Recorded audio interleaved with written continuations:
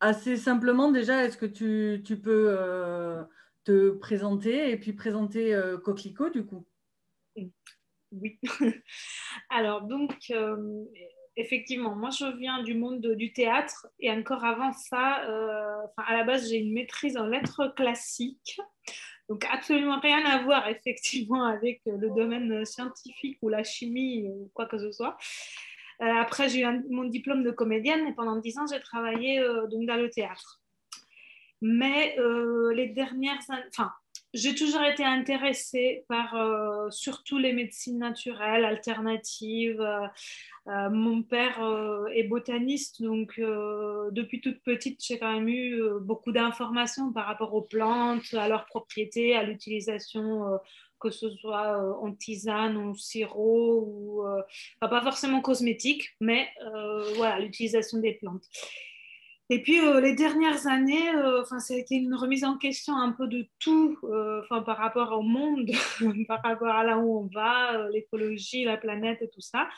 Et ça doit faire au moins, je sais pas, je pense 6 ou 7 ans que moi-même j'ai commencé à faire mes produits, que ce soit enfin, lave-vaisselle, lave-linge, produits oui, pour le linge, et puis petit à petit utiliser que des huiles végétales pour moi.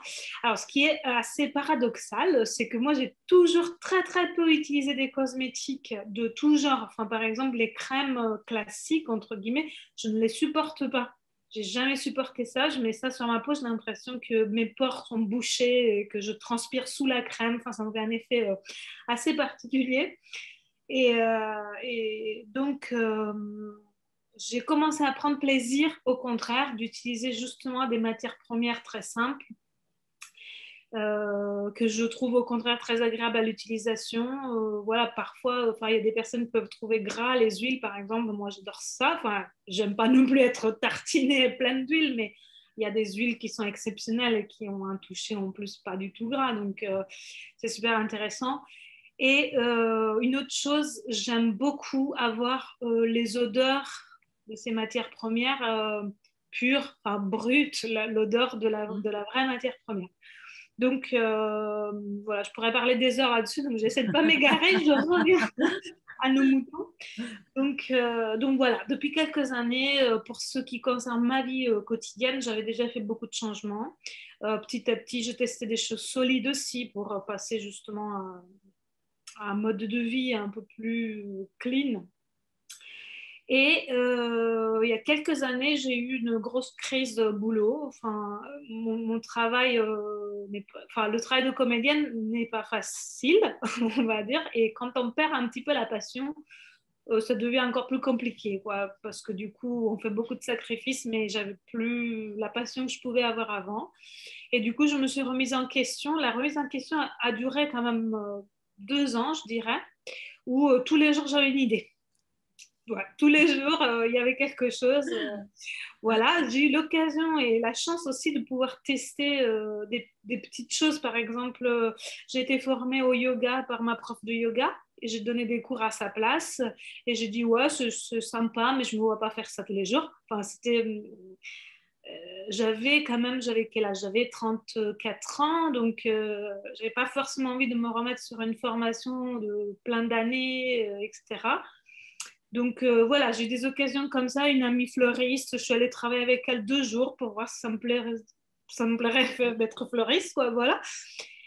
Et un jour, j'étais chez une amie naturopathe à Marseille, donc tout le cadre a dû faire, je sais pas, il s'est passé quelque chose et je me suis dit, mais je sais ce que je veux faire. Je veux créer ma propre marque de cosmétiques naturelle, solide, dans l'idée d'utiliser le moins de matière possible, mon matière première possible, le moins de plastique possible, le plus simple en fait. Enfin, mon idée c'était vraiment de faire des produits simples, un peu transformés, oui, mais simples et agréables et beaux.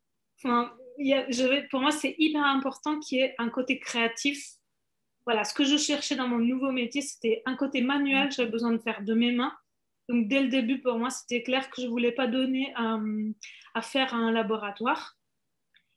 Et je voulais un côté simple, encore une fois, mais créatif, qui est ouais, de la beauté, qu'on ne pense pas que ce qui est naturel sent mauvais ou c'est moche ou c'est enfin voilà, qu'on puisse avoir aussi ce côté-là parce que ça fait partie des sens en fait, tous nos sens. J'avais fait un sondage en début de l'activité, enfin, de la création de l'entreprise et de l'activité, une étude de marché, et beaucoup de gens disaient qu'ils n'étaient pas intéressés à l'odeur du produit, mais plutôt à la composition, etc. Franchement, je pense que c'est faux de chez faux, parce que quand je montre mes produits, la première chose, les personnes prennent le produit et le portent au nez. Il n'y a rien à faire. Et moi aussi, moi aussi, la première. Pareil. Voilà. Donc pour moi, c'était important, voilà, tous ces aspects-là. Et c'était ce fameux jour à Marseille, en fait, où j'ai cherché tout de suite une formation et je suis tombée sur Princesse Lia. Et ça m'a, voilà, c'est là que j'ai pris la décision. C'était une formation courte. Bon, à l'époque, tu as changé entre-temps, mais à l'époque, voilà, c'était assez intensif et court. Et pour moi, c'était important pour démarrer, en tout cas, pour voir qu'est-ce que, enfin, si mon idée était viable, et si c'était vraiment ce que je voulais faire. Et donc, c'est à partir de la formation m'a confirmé beaucoup de choses, en fait, que je pensais, euh, notamment sur le fait d'avoir envie de faire des choses simples. Enfin, nous, on avait tout vu en formation, les émulsions, etc. Mais moi, pour l'instant, je suis restée sur du 100% gras. Je veux pas d'eau dans mes produits. Le seul produit plus complexe que j'ai, c'est le shampoing et je galère tellement que voilà, c'est bon. Et, et du coup, c'est vraiment à partir, enfin, après la formation que le projet a vraiment démarré, a commencé à se concrétiser. Premièrement par des tests de certains produits avec les personnes de mon entourage, etc. Et petit à petit avec tout le reste, quoi. Enfin, ça a été un parcours long, parce que nous, la formation, c'était 2019. C'était en mai 2019. Voilà. Et donc là, moi, j'ai commencé à commercialiser les premiers produits là en novembre 2020. Donc un an et demi. Voilà. Donc pendant tout ce temps, moi, ce qui a été difficile, c'est que j'ai cherché la perfection dès le début, enfin en tout. Je ne parle pas du produit, parce que le produit, effectivement, c'est important que le produit, on soit satisfait et que voilà. Mais par contre, la perfection en tout, enfin, les BPF, les lieux, j'ai voulu chercher ça et je me suis dit à un moment donné que c'était pas possible. Enfin, qu'il fallait bien commencer quelque part et au fur et à mesure s'améliorer. Et là, aujourd'hui, que donc j'ai ma boutique avec le laboratoire annexe qui est encore en construction, enfin, c'est pas encore complètement fini. Je me rends compte que tous les jours, j'apprends quelque chose de nouveau et que tous les jours, ça changera. Enfin, là, parfois, je me dis, si j'ai un contrôle aujourd'hui, c'est un peu inutile pour moi parce que c'est à une phase où c'est pas encore ça. Enfin, c'est beau d'écrire ces BPF sans avoir l'espace ou de les écrire pour faire des séries de 20 pièces alors que dans un mois, peut-être, ça sera une série de 100 pièces. Enfin, tout change. Donc, pour moi, c'est une évolution continue. Et, et donc voilà, en tout cas aujourd'hui, Coquelicot est effectivement né et parfois j'ai du mal encore moi, à le concrétiser. Pour l'instant, ma gamme a 5 produits, 3DO, un shampoing solide, 3DO solide, un shampoing solide et un baume. 2 autres baumes qui vont bientôt arriver, j'attends les validations du toxicologue et plein d'autres projets. Ah bah oui, une fois qu'on est lancé. Hein, Voilà, tant qu'à faire. Et Et c'est quoi qui a pris le plus de temps pour toi ou comment est-ce que ça s'est étalé comment? C'est un an et demi. Qu'est-ce que je ne saurais pas dire. Une chose est sûre, ça a été très fluide.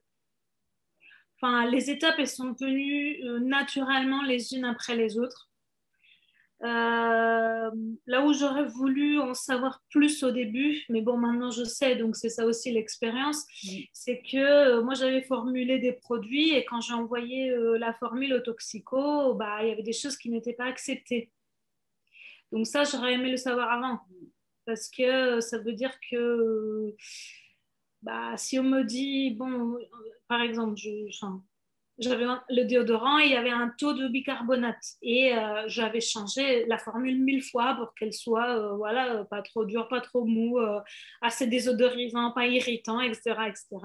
Et puis quand j'envoie ma formule qui avait pris déjà des mois à être testée, on me dit qu'il y avait trop de bicarbonate et qu'il fallait que je descende de 4%. Bon, dit comme ça, on dirait que c'est pas beaucoup, mais en fait ça peut être énorme, enfin, on ne peut pas savoir.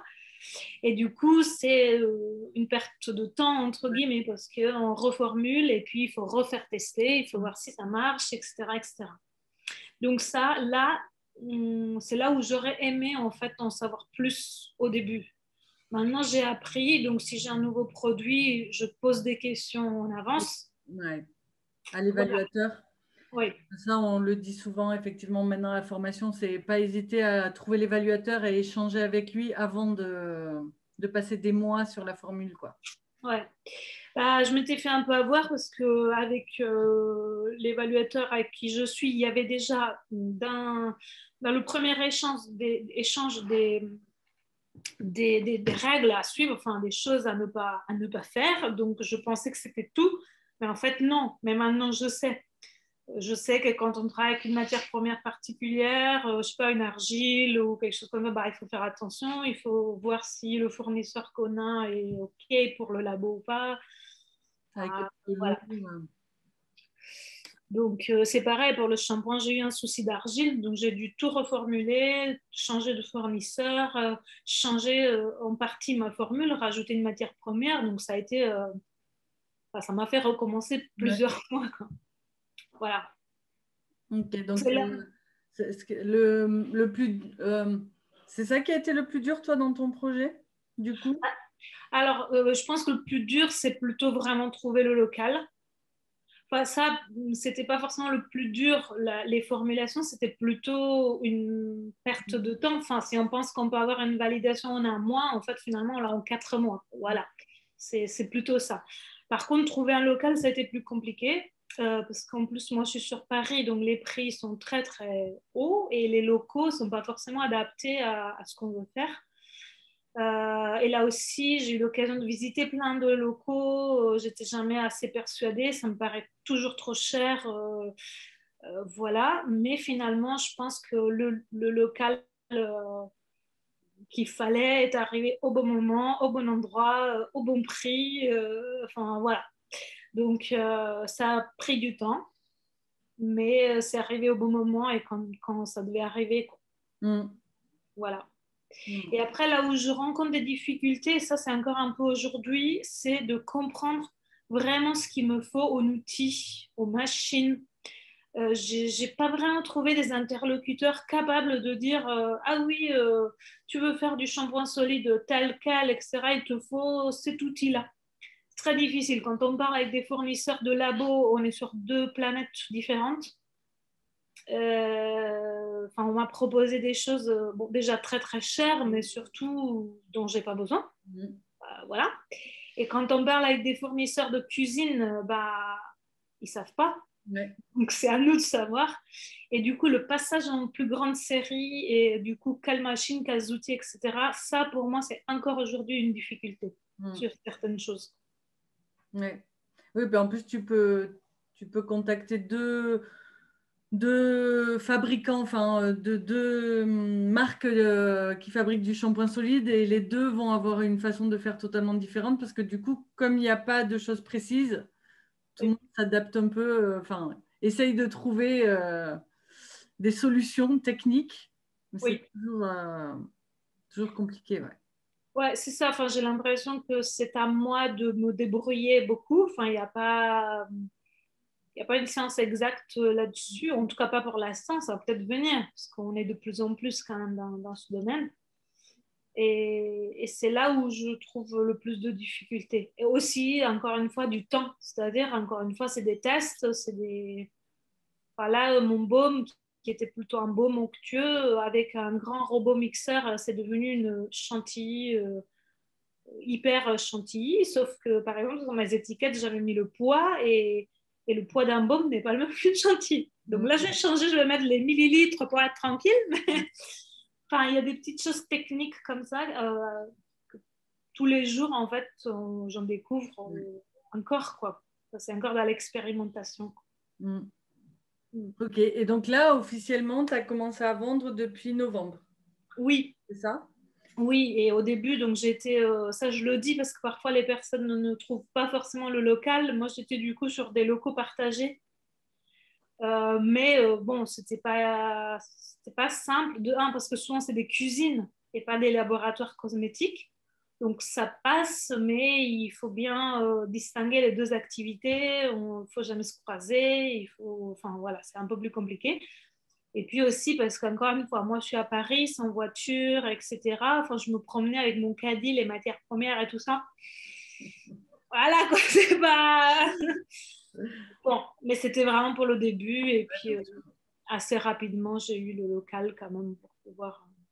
Par rapport aux prévisions, si tu en avais fait, est-ce que c'était dans les clous? Est-ce que tu as été agréablement surprise? Est-ce que ça a eu un démarrage un peu plus lent que prévu ou... Moi, j'ai été agréablement surprise, vraiment. Je savais que je suis dans un domaine qu'aujourd'hui intéresse. Enfin, en plus, là où je suis dans mon quartier, à Paris, etc., c'est sûr qu'il y a un intérêt pour ce genre de produits, pour le naturel en général, les solides, le zéro déchet. Mais je ne m'attendais pas forcément à être aussi bien accueillie. Déjà, quand j'ai commencé, ça a été plutôt par du bouche à oreille, des amis, etc. Par exemple, à Noël, j'ai beaucoup vendu, mais vraiment par les amis des amis, etc. Et depuis, je ne sais pas, moi, février, j'ai tous les retombées de Noël, c'est-à-dire tous ceux qui ont reçu les cadeaux, qui ont recommandé pour d'autres, etc., etc. Ouais, donc je suis sur place à la boutique depuis le 20 avril. C'est plutôt pour le click and collect, mais il y a quand même du passage, des gens qui passent, etc. Et pareil, donc là, dans le quartier, franchement, j'ai été super bien accueillie.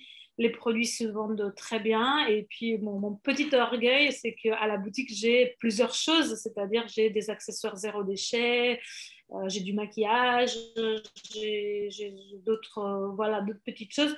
Et en fait, les produits que je vends les plus, c'est les miens.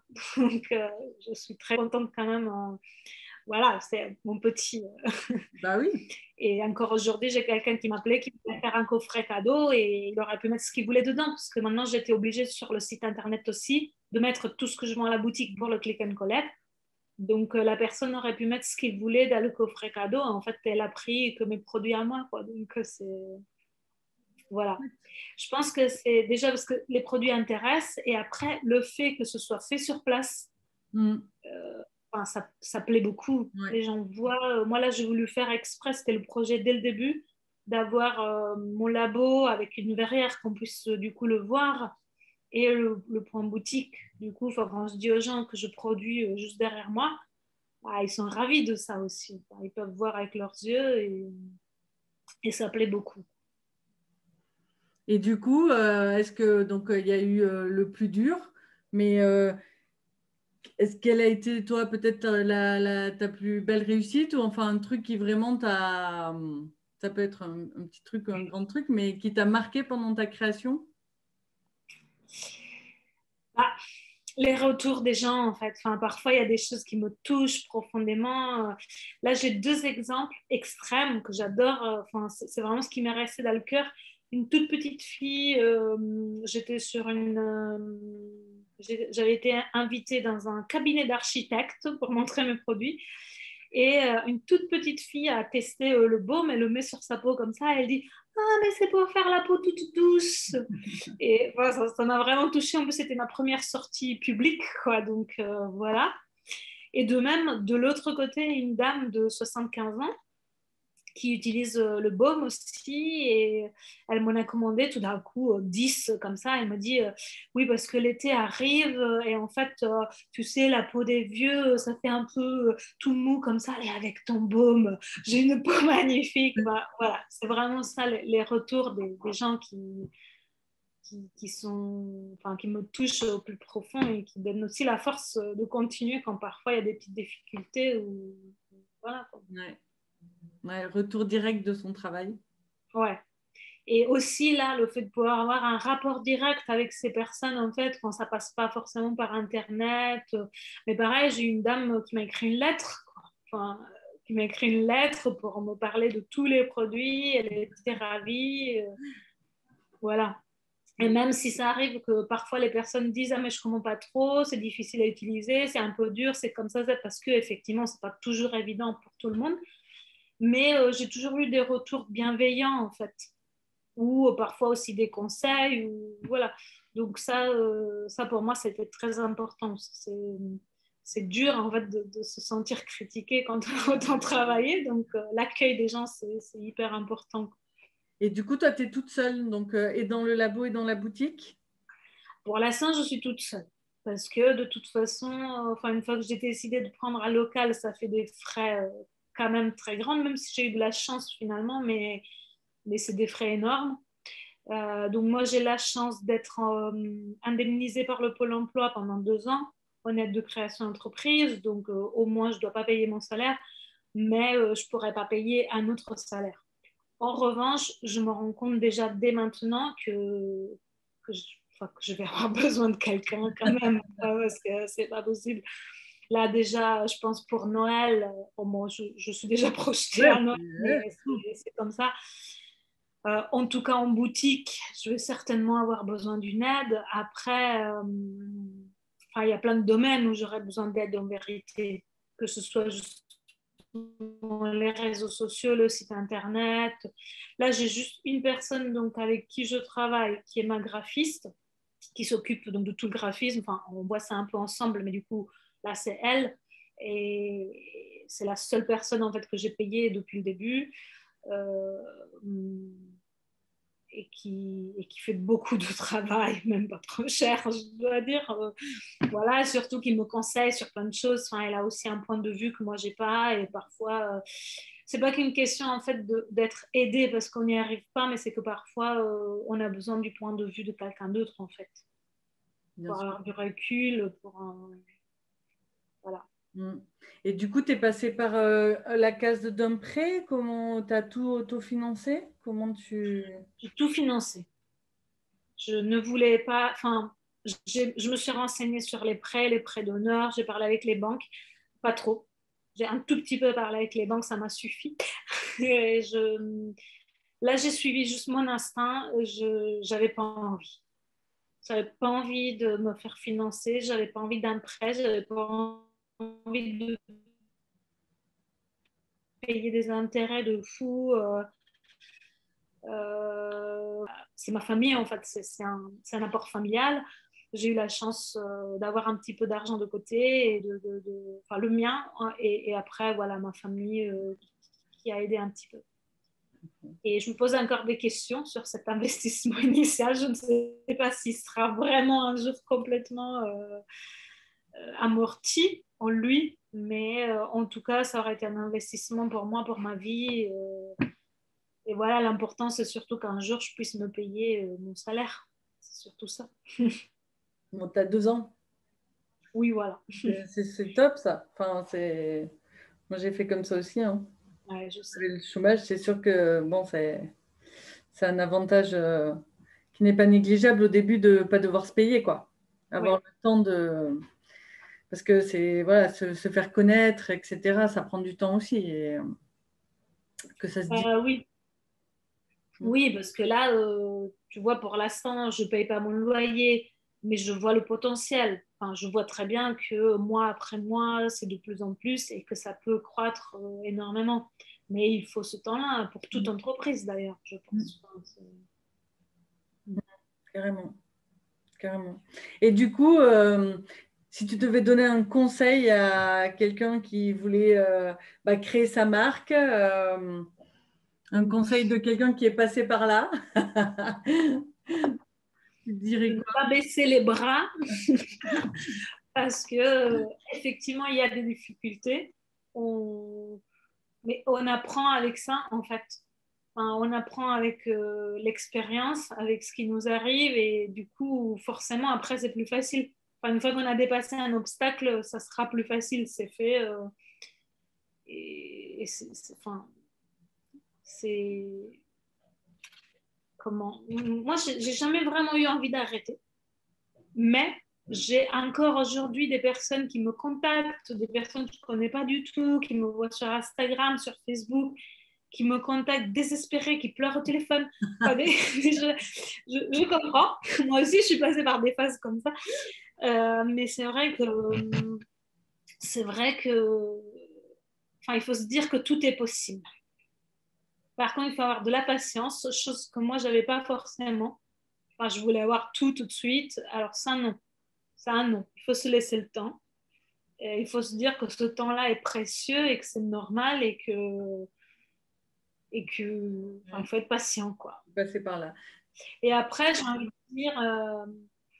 envie de dire, même si on fait des erreurs, même des erreurs entre guillemets plus graves. Enfin, pour moi, la plus grande peur, c'est de sortir un produit qui ne plaît pas, ou qui ne fonctionne pas, ou qui a un souci, quoi. Voilà.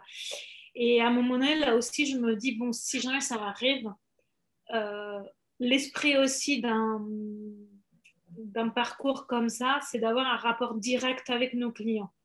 Et donc de pouvoir, à un moment donné, dire aussi, OK, je me suis plantée, ce produit, il n'est pas tout à fait comme il devait être, c'est pas grave, on en fait un autre, je l'améliore. Euh, voilà, je pense que des marques comme la mienne, et qu'on en voit de plus en plus, on peut se permettre ça. On peut se permettre de dire, bon, j'ai testé ce packaging, ça ne va pas du tout, je change sur le prochain lot, ça sera autre chose. C'est ce que tu disais aussi tout à l'heure, c'est pas vouloir la perfection dès le début. Et Ah oui, on a le droit de se tromper finalement et c'est pas grave. Enfin, tout n'est pas remis en question, quoi. oui. Et de toute façon, on va se tromper. Ouais. Enfin, C'est jamais sur arrivé que ça soit pas arrivé. quelque chose, on va se tromper. Et c'est pas grave en fait. Enfin, il faut pas avoir peur. Bon, moi, j'ai pas eu de contrôle, donc j'en sais rien, mais j'ai entendu des personnes, etc. C'est pareil. Enfin, il faut pas avoir peur tout de suite, soit d'être mis en prison ou de payer des amendes de fou. Enfin, voilà. Il faut se dire que là aussi, c'est à moyen de s'améliorer. En fait, finalement, on vient nous contrôler, on nous dit ça va pas. Bon, il faut qu'on fasse notre mieux. C'est sûr qu'on peut pas faire ça dans la cave de l'immeuble, mais ou dans ma cuisine chez moi. Mais je pense que voilà, il faut pas avoir peur qu'on veuille nous détruire à la première. C'est vrai. Bah, ouais. Faut pas avoir peur de tout, sinon c'est sûr que on fait rien. Oui. Et du coup, je t'ai jamais demandé, mais pourquoi coquelicot? Tu veux la version officielle? Tu veux la version que je raconte ou Sur les deux.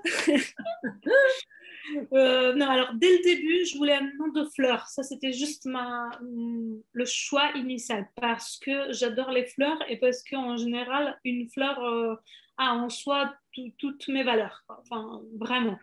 La beauté, la couleur.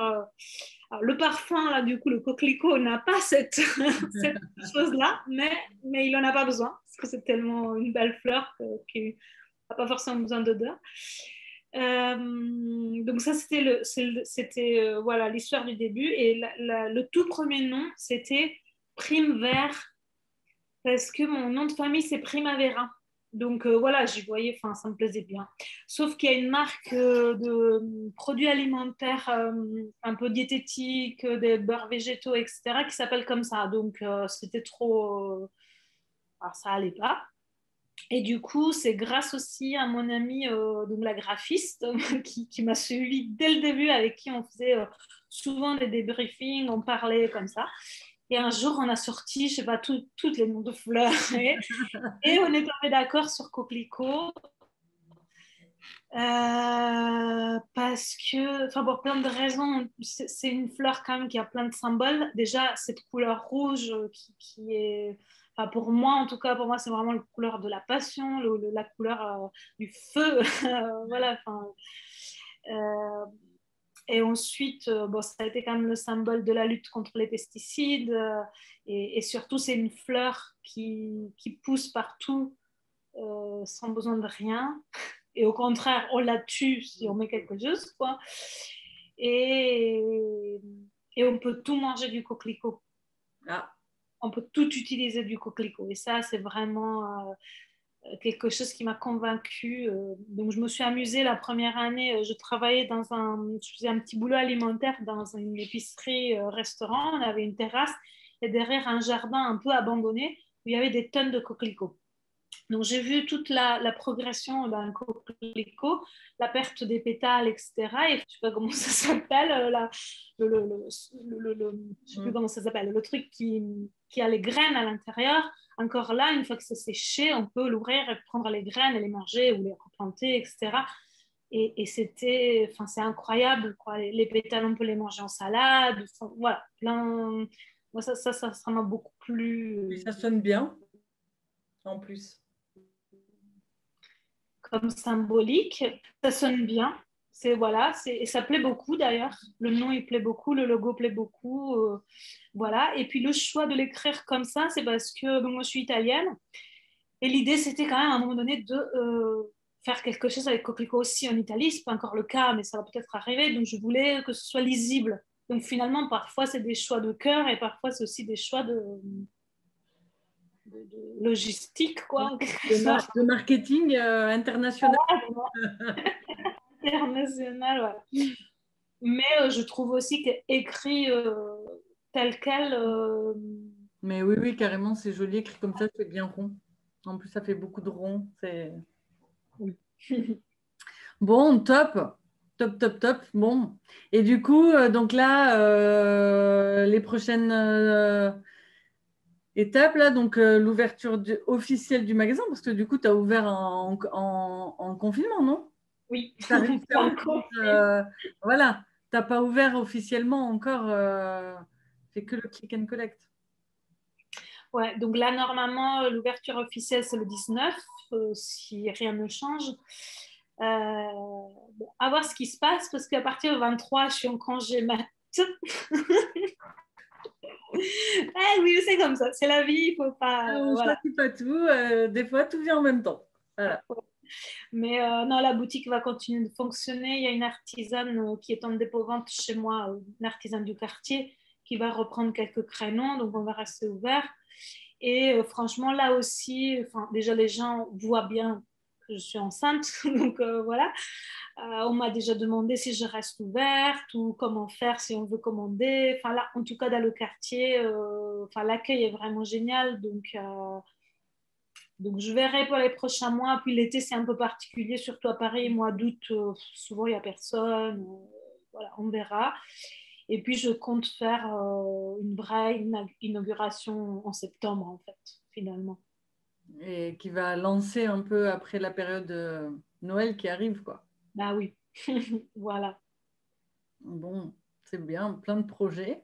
C'est chouette. Oui. Bon, on devait monter à Paris, mais confinement aussi oblige. Tu es dans quel quartier? C'est dans le 20e, Dans le 20e. Ok. De toute façon, métro Jourdain. Je ne sais pas si tu vois un petit peu Paris.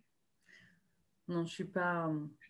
Préparé. Bah, j'y monte de temps en temps et tout, mais c'est vrai que je m'y repère pas, tu vois. Je suis avec mon plan de métro.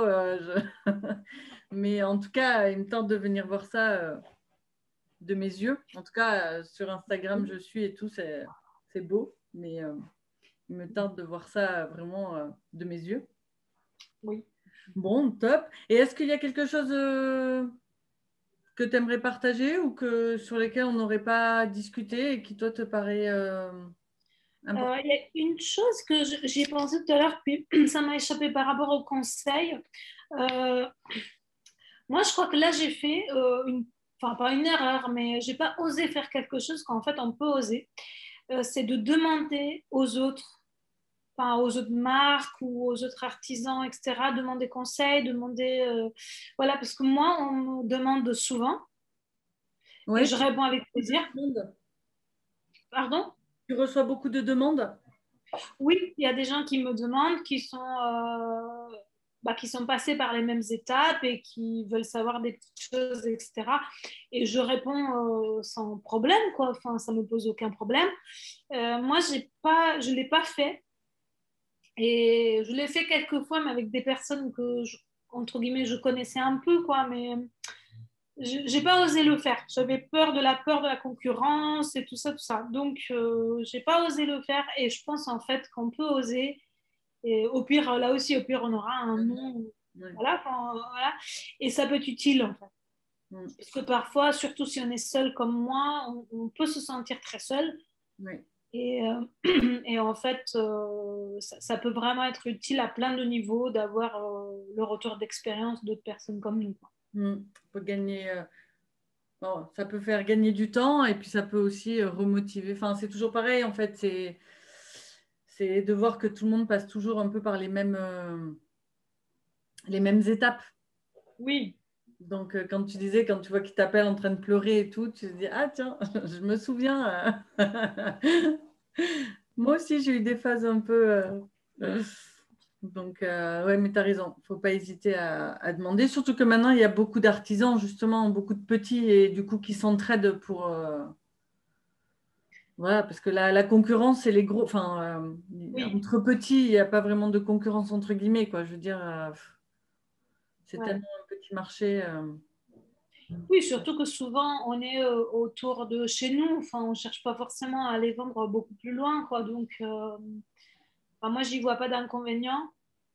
Et j'ai eu quelqu'un qui m'a appelé parce que il y avait une similitude de nom, mais déjà on n'était pas du tout dans le même secteur. Et en plus, on ne fait pas du tout la même chose. C'est quelqu'un qui fait des ateliers. Puis elle ne s'appelle pas Coquelicot comme moi, elle s'appelle Coquelicot autre chose, avec une autre écriture. Enfin, voilà. Et même si c'était tout à fait le même nom, enfin, j'ai envie de dire, on n'est pas, il y a la place pour tout le monde, en fait. Oui. En tout cas pour l'instant. On va voir dans quelques années, mais là, pour l'instant, il y a la place pour tout le monde. Bah après, quand on me pose la question, moi je dis souvent, bah, ça dépend, hein. Si L'Oréal demain perd 50% du marché, il y a de la place pour. Bon, bah top, en tout cas, bravo. Et du coup, bah, pleine réussite hein, pour les mois qui arrivent. Et bah, de toute façon, dans l'article, je mettrai le lien vers le site et tout ça. Ok, Et, merci. et voilà, et puis nous, bah, on reste en contact. Et dès que je monte à Paris, bon, tu sais que moi aussi, Oui. hein, quand tu as envoyé tes produits, ici, elles étaient fans hein, de ton baume, surtout du baume. Là. Je crois qu'elles ont cru, j'ai cru qu'elles allaient le Ouais. manger. Ah, mais le baume, je m'en sors pas, hein. Et heureusement, c'est le plus facile à faire, hein, parce que le baume, il est. D'ailleurs, je suis inquiète pour les deux prochains, parce que j'en ai fait deux nouveaux, du coup, ils sont pas pareils. Enfin, ça n'a pas la même odeur. Là, pour revenir à l'odeur et tout, enfin, ça n'a pas la même odeur. Donc, ça m'inquiète un petit peu les nouveaux baumes, mais on Bah, tu verra. verras. Bah, après, quand tu as une odeur caractéristique, ça peut aussi ne pas plaire à tout le monde. Hein. C'est vrai. Ton premier baume, il est très caractéristique. Alors, nous, ici, on a surkiffé. Mais bon, ça peut toujours déranger des gens aussi. Donc, Ah oui, c'est bien d'avoir des produits un peu différents. Quoi. oh, Donc, bon, top. Bah, merci en tout cas pour tout ton temps. merci à toi. Et puis, bah, j'espère qu'on va se voir très vite. Bah oui, si tu viens à Paris, tu me tiens au courant. Même si l'été va être peut-être pour moi un petit peu Ouais, voilà, mais tu sais, j'habite en face de la boutique. d'accord. Bah, c'est trop Petit bien. détail. Ah bah oui.